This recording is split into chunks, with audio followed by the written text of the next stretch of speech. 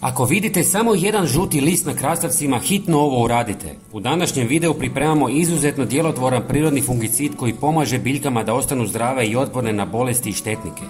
Ova mješavina štiti vaše povrće od najčešćih problema u vrtu, kao što su gljivične infekcije i insekti koji mogu ozbiljno oštetiti listove, usporiti rast i značajno smanjiti urod.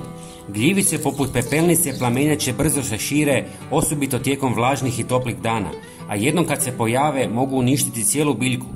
Insekti poput lisnih ušiju i gusjenica dodatno pogoršavaju stanje jer sišu sokove i jedu mlade dijelove biljke.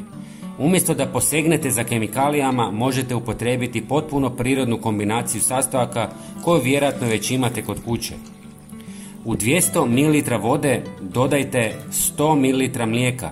Iako mnogi ne znaju da mlijeko ima ulogu u vrtlarstvu, ono je vrlo korisno. Proteini u mlijeku kada su izloženi suncu stvaraju spojeve koji djeluju štetno na gljivice. Osim toga, mlijeko sadrži niz hranjivih tvari poput kalcija i dušika koji hrane biljke i poboljšavaju njihovu otpornost.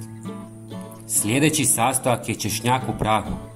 Njegova glavna prednost leži u sumpornim spojevima, među kojima je najpoznatiji alicin, prirodna tvar koja uništava štetne mikroorganizme. Češnjak pomaže u borbi protiv pepelnice plamenjače te istovremeno odbija mnoge nametnike zahvaljujući svom snažnom mirisu. Vrlo je praktičan jer dugo traje i lako se miješa s vodom.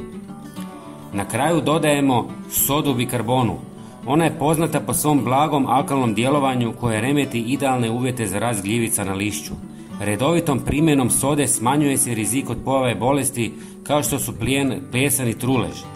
Osim toga, soda može pomoći u smanjenju prisutnosti nekih štetnih insekata, a pritom ne šteti korisnim mikroorganizmima u tlu. Sve sastojke pomiješajte i ostavite nekoliko sati da se dobro otope. Nakon toga procijedite i razrijedite s još pola litre vode. Ovu tekućinu možete prskati po biljkama više puta mjesečno kako biste im osigurali najbolju moguću zaštitu i ojačali njihov prirodni imunitet. Svakako pogledajte i naš sljedeći video na vašem ekranu.